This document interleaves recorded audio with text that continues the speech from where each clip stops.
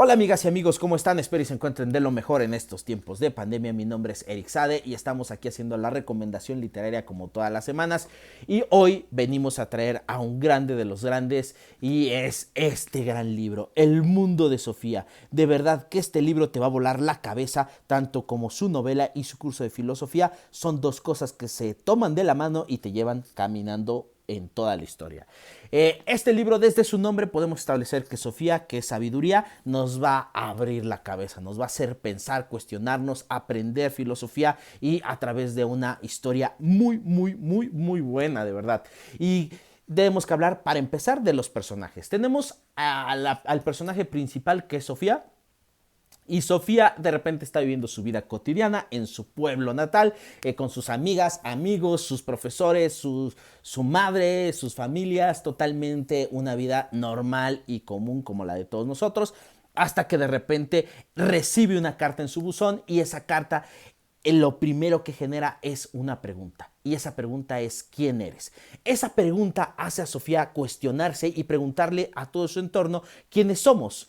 Y mientras sus familias, sus amigas de la escuela le dicen: es que, ¿para qué te preguntas eso, Sofía? Es totalmente innecesario. Sofía entiende que nadie está entendiendo ese tipo de preguntas, esas cuestiones, y que solamente es ella la que lo hace y que todo su entorno no le importa saber quiénes son, simplemente subsistir y vivir.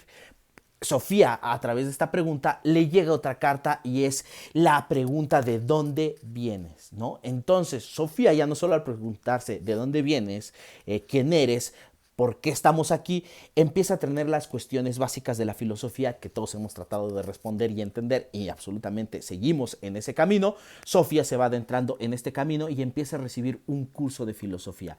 En el momento en que empieza a recibir este curso de filosofía, ella va cambiando su pensamiento, su entorno, ya no es la misma manera en la que vivía a partir desde esa primera carta. El libro es fantástico porque Sofía, el personaje que está recibiendo este curso, te va adentrando, tú estás leyendo el mismo curso, tanto es así que los que leímos el libro del mundo de Sofía, te das cuenta cómo cambia el tipo de letra. Tú lees por ejemplo, a la novela de Sofía, estás leyendo la novela de Sofía y la vida de Sofía, qué es lo que está haciendo, y ves este tipo de letra.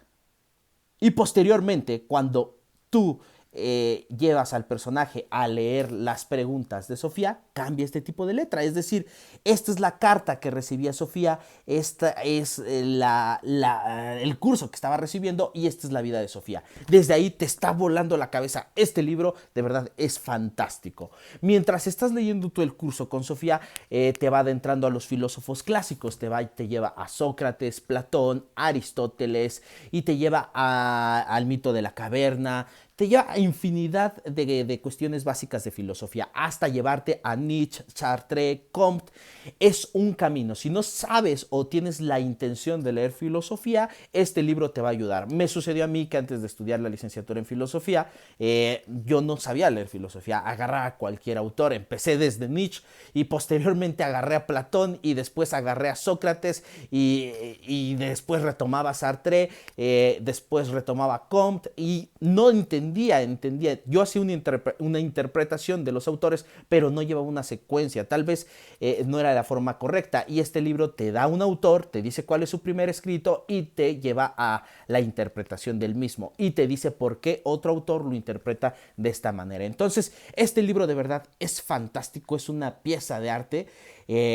En cuanto a la filosofía, pero no solo te lleva a eso. Debemos entender que ahorita hemos hablado de filosofía y ahora nos lleva a los personajes. De verdad, en el final, cuando terminas este libro y te das cuenta que Sofía no existió y que era un padre contándole a su hija la historia de Sofía, te das cuenta que Sofía fue una invención total y que nos lleva a preguntarnos si de verdad nosotros existimos, si tenemos un libre albedrío o si incluso somos la historia de alguien más y estamos siendo contada a alguien más. Y entonces es ahí las primeras preguntas: de dónde somos, por qué estamos aquí y qué estamos haciendo. Este libro es fantástico. E incluso me encanta porque cuando Sofía se da cuenta junto con su profesor que eran una invención, van a donde estaba el padre y la niña y escuchan cómo están contando su historia.